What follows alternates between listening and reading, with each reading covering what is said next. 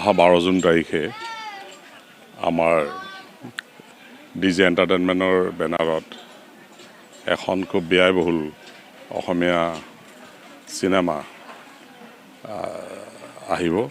ইতিমধ্যে চুপা চুপিৰ আমি ট্ৰেইলাৰ মুকলি কৰিছোঁ আৰু চুপা চুপিৰ বিভিন্ন মাধ্যমত আমি যিটো আমি প্ৰচাৰ কৰিছোঁ খুব নাম হৈছে, চবে ভাল পাইছে আৰু চিনেমাখন খুব ভাল এখন কমেডি ফিল্ম, ৰাইজে চাই খুব ভাল পাব। ইয়াত পুৰণা যিবিলাক আমাৰ ৰাজহুৱা সামাজিক জীৱনৰ যিবিলাক বস্তু এইবিলাক আমি ইয়াত প্ৰতিষ্ঠা কৰিবলৈ চেষ্টা কৰিছোঁ আৰু অসমৰ প্ৰায় কেইগৰাকী অতি প্ৰসিদ্ধ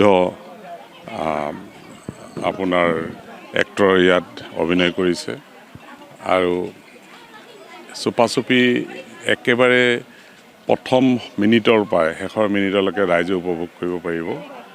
আমি খুব কষ্ট কৰি আমাৰ টীমটোৱে চিনেমাখন ৰাইজৰ বাবে মুকলি কৰিছোঁ আৰু মা ভগৱতীৰ আশীৰ্বাদ লৈ আশা কৰিছোঁ অসম তথা বাহিৰতো আমি এই চিনেমাখন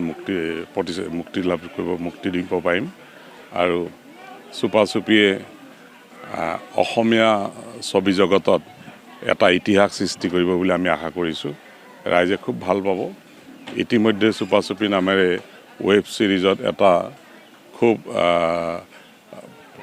মানে পপুলাৰ এটা ছিৰিজ হৈ গৈছে আৰু সেই নামটোকে আমি অৱলম্বন কৰি তাৰে কিছুমান এক্টৰ আৰু নতুন এক্টৰ লৈ আমি চিনেমাখন কৰিছোঁ। কিন্তু ৰাইজক মই জনাব বিচাৰিছোঁ এই চিনেমাখনৰ কাহিনী সম্পূৰ্ণ বেলেগ আৰু খুব উপভোগ কৰিব পাৰিব।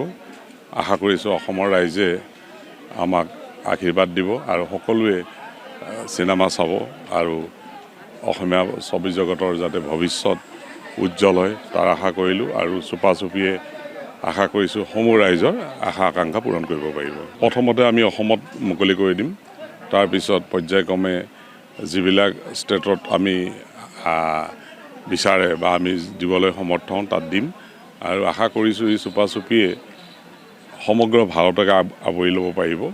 ইতিমধ্যে আমাৰ টীমে এই বিষয়ত কাম কৰি আছে। খুব ডাঙৰ এটা টীম ইয়াত জড়িত হৈ আছে আৰু আমি অসম লাইভ 24ৰ পৰা ইতিমধ্যে বহুলভাৱে প্ৰচাৰ কৰিছোঁ আৰু প্ৰায়বিলাক বিহুতে আমি আমাৰ টীমটো গৈ ৰাইজৰ আশীৰ্বাদ লৈছে আৰু ৰাইজে যথেষ্ট মৰম চেনেহ দিছে।